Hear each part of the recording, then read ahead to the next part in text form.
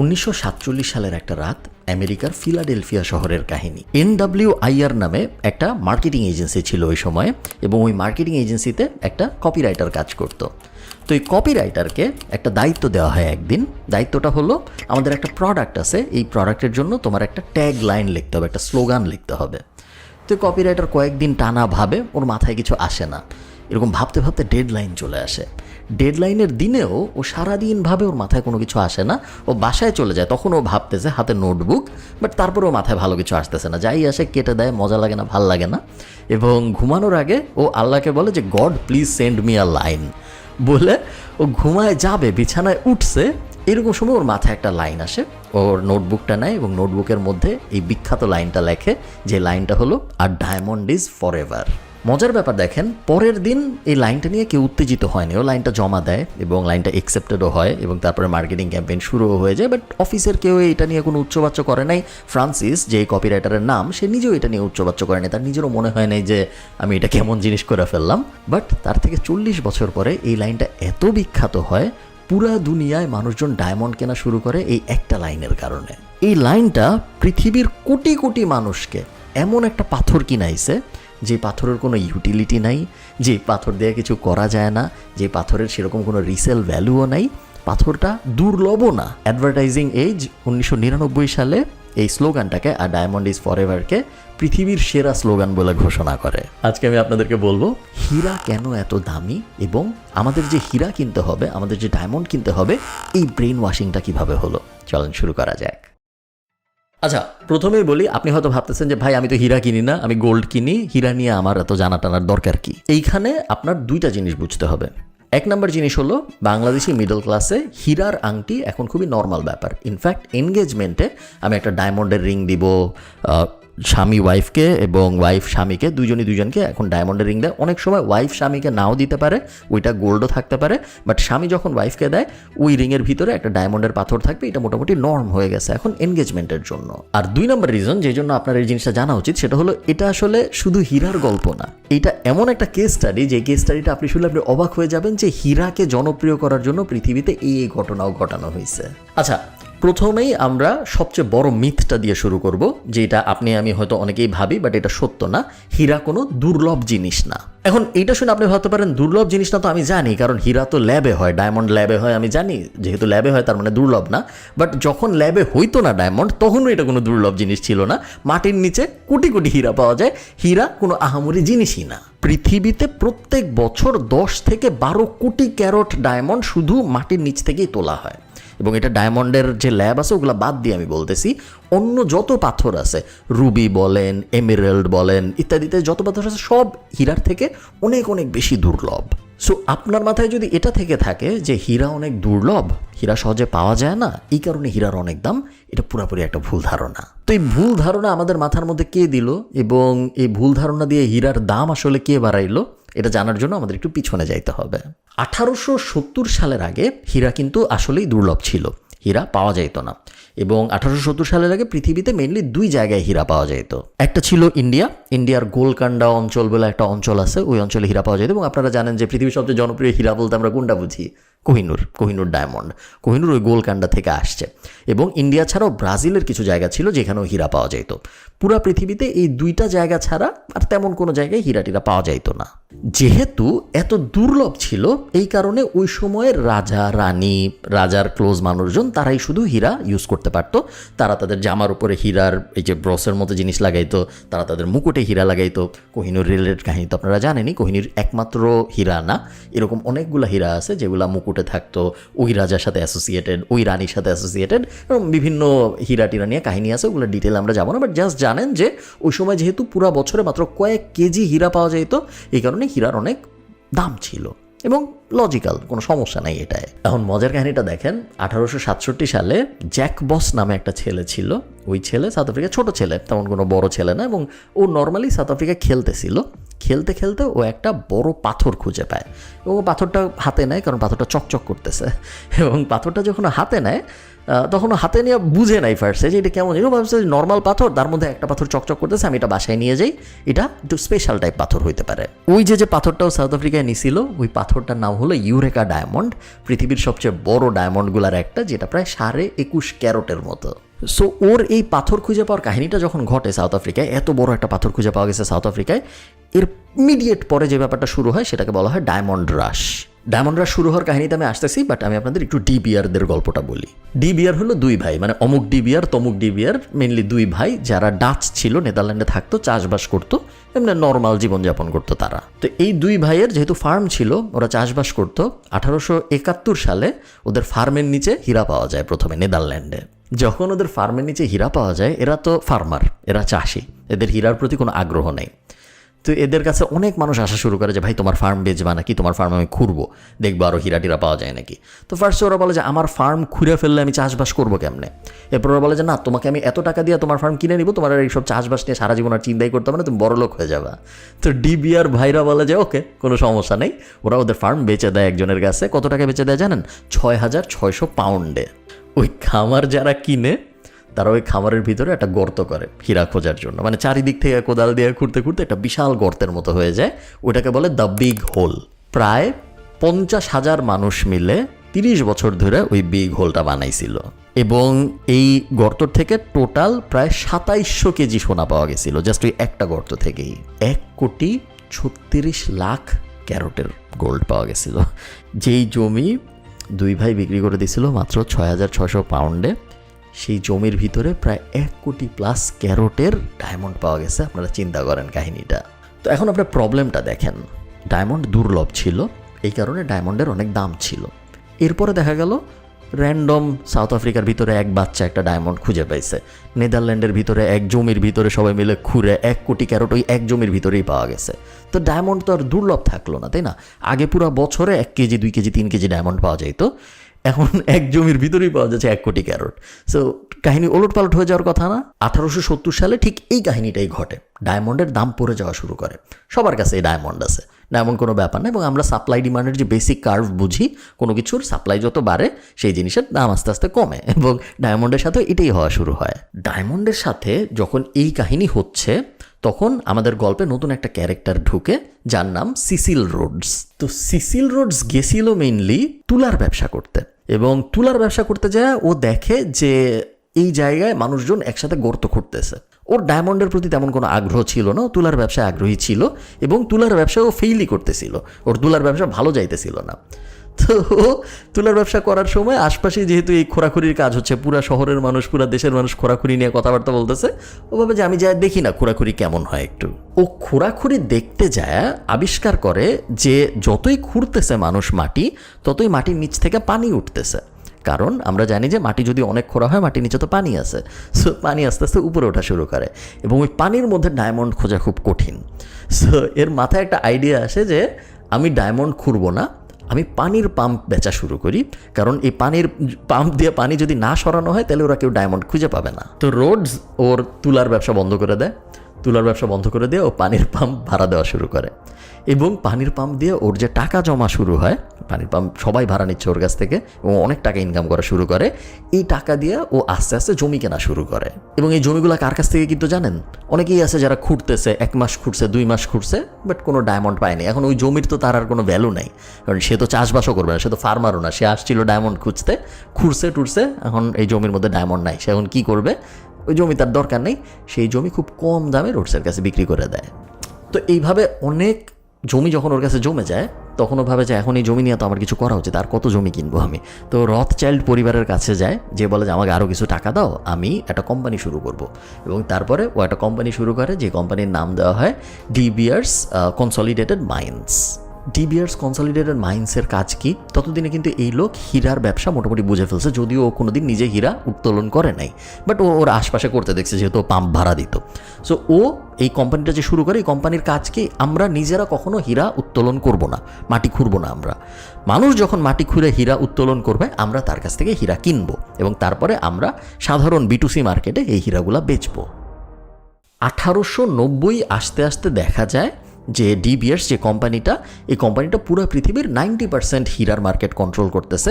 পুরো দুনিয়ায় যখন যেই হীরা উত্তোলন করে সে ওর কাছেই বেচতে আসে, কারণ ও সবচেয়ে ভালো দাম দেয়। আর পুরো দুনিয়ায় যখন কেউ কিনবে হীরা বিক্রি করার জন্য, তখন ওর কাছেই আসে, কারণ ওর কাছেই সবচেয়ে ভালো হীরা পাওয়া যায়। বাট আপনি একটা জিনিস চিন্তা করেন, মেইন প্রবলেম কিন্তু এখন আমাদের সলভ হয় নাই। মেইন প্রবলেম কি? মেইন প্রবলেম হলো হীরার সাপ্লাই অনেক বেড়ে গেছে, এবং হীরার যেহেতু সাপ্লাই অনেক বেড়ে গেছে, হীরার দাম কমতেছে। এখন যে জিনিসের দাম কমতেছে সেই জিনিস অনেক বেচলেও তো আমার কোনো লাভ নেই, আমি অত টাকা পাবো না, কারণ দাম তো কমে যাচ্ছে। কি করা যায়? তো এই ডি বিয়ার্সরা ওপেনহেইমার নামে একজনকে ওদের কোম্পানির চেয়ারম্যান বানায়। এটা ওই ওপেনহেইমার না, যে ওপেনহেইমার অ্যাটম বোমা বানাইছিল সে না, আরেকজন। এবং ওপেনহেইমার বলে যে আমি প্রবলেমটা বুঝছি, আমাদের ডায়মন্ডের সাপ্লাই অনেক বেড়ে গেছে, এই কারণে ডায়মন্ডের প্রাইস অনেক কমে গেছে, আমি এটার একটা সলিউশন খুঁজে বের করছি। সলিউশনটা কি? সলিউশনটা হলো আমাদের হীরাকে দুর্লভ বানাইতে হবে। হীরা সহজে পাওয়া যায় না পুরো দুনিয়ায়, এইটা আমাদের প্রচার করতে হবে। তো ওরা এটা কিভাবে করবে? ওরা প্রথমে একটা অর্গানাইজেশন বানায়, সিএসও, সেন্ট্রাল সেলিং অর্গানাইজেশন, যেটার হেডকোয়ার্টার হলো লন্ডনে। এটা অফিসিয়াল নাম হলো সেন্ট্রাল সেলিং অর্গানাইজেশন, বাট মানুষজন এটাকে সিন্ডিকেট নামে চিনত। এবং এই সিন্ডিকেটের কাজ কি? ওরা প্রত্যেক বছর একবার লন্ডনে মিলিত হইতো, এবং মিলিত হয়ে ওরা ঠিক করতো যে এই বছর মার্কেটে আমরা কতটুকু ডায়মন্ড ছাড়বো। সিস্টেমটা অদ্ভুত, কারণ পুরা পৃথিবীতে 125 জনের মতো মানুষ ছিল যারা এই সিন্ডিকেটের পার্ট ছিল। এই 125 জন মিলে ঠিক করতো পুরা দুনিয়ায় কতটুকু ডায়মন্ডের সাপ্লাই যাবে। বাকি ডায়মন্ড কি হইতো? ডায়মন্ড তো মানুষ উঠাইতেছে এবং ডায়মন্ড তো মানুষ বেচতেছেও। ওরা সব কিনে ওরা লন্ডনের একটা ভল্টের মধ্যে আটকায় রাখতো। পাবলিক মার্কেটে ছাড়তোই না, সাধারণ মানুষ ডায়মন্ড পাইতোই না। যখনই যেখানে ডায়মন্ড উত্তোলন করা হইতো সব ডায়মন্ড এরা কিনা ওরা আটকায় রাখতো, এবং প্রত্যেক বছরে এই মিটিং করে ওরা ঠিক করতো যে এই বছর এত ক্যারট ডায়মন্ড, এত কেজি ডায়মন্ড আমরা পুরো দুনিয়ায় ছাড়বো।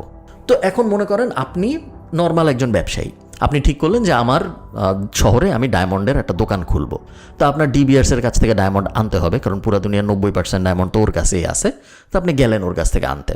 ডি বিয়ার্স আপনাকে প্রথমেই যেটা বলবে সেটা হলো তুমি আমার নেক্সট সিন্ডিকেটের মিটিংয়ে আসবা লন্ডনে।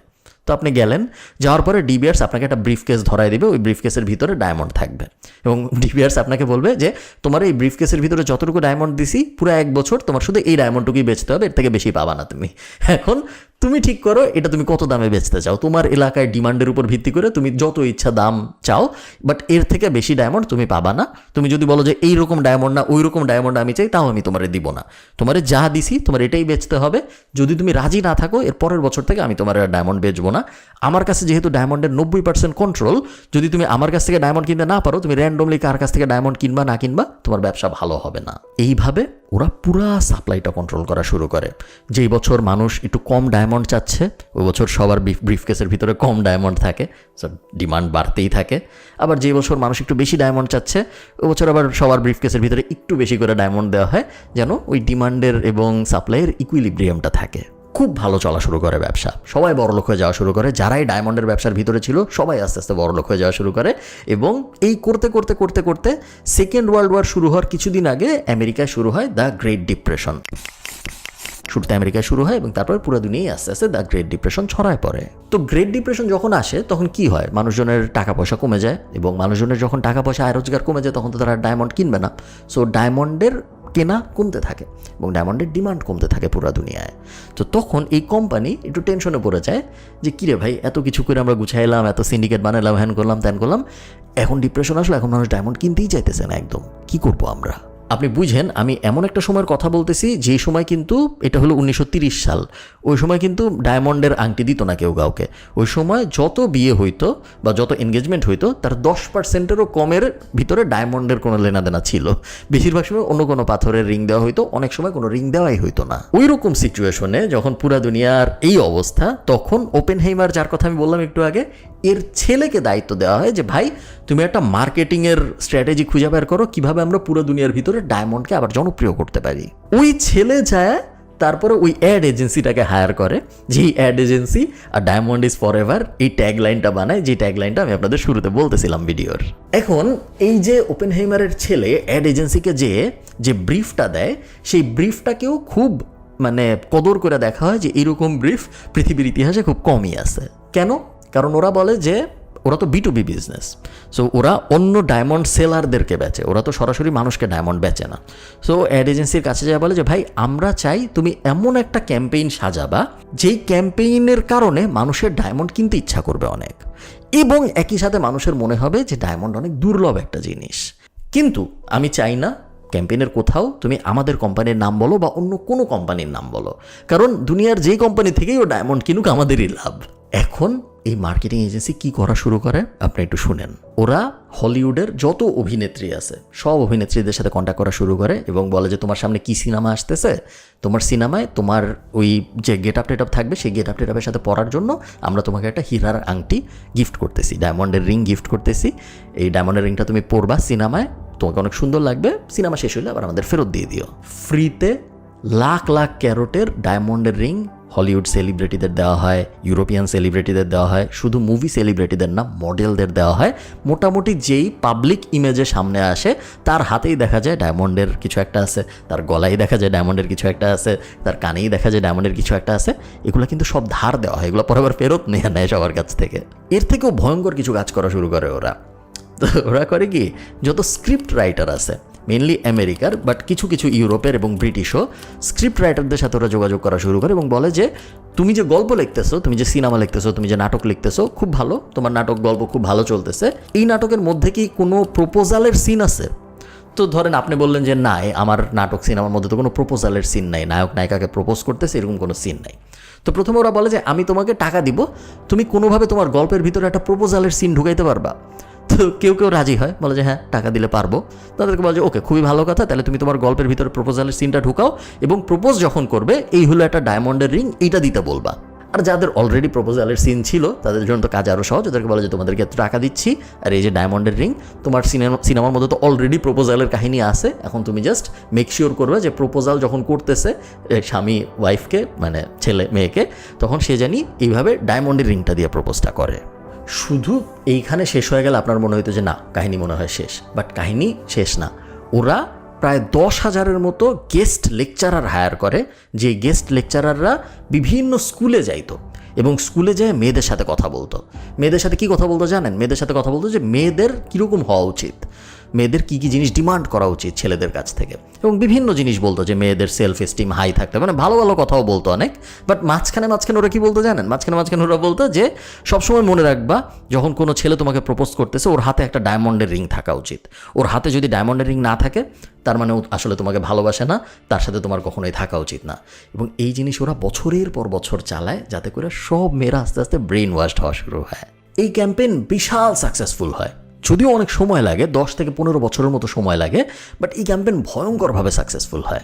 এবং এই ক্যাম্পেইন এত সাকসেসফুল হয় যে ডায়মন্ডের ডিমান্ড একদম শুরুতে ডায়মন্ড রাশের সময় যে অবস্থা ছিল সেই অবস্থায় ফেরত চলে আসে। এখন ভিডিওর শুরুতে আমি আপনাদের একটা লাইন বলছিলাম না যে আ ডায়মন্ড ইজ ফর এভার, এই লাইনটার মাহাত্ম্য কেন আছে এটা আমি আপনাদের একটু বুঝাই বলি। ডায়মন্ড তো নষ্ট হয় না, গোল্ডের রিসেল ভ্যালু আছে, তো ডায়মন্ডের কেন রিসেল ভ্যালু নাই?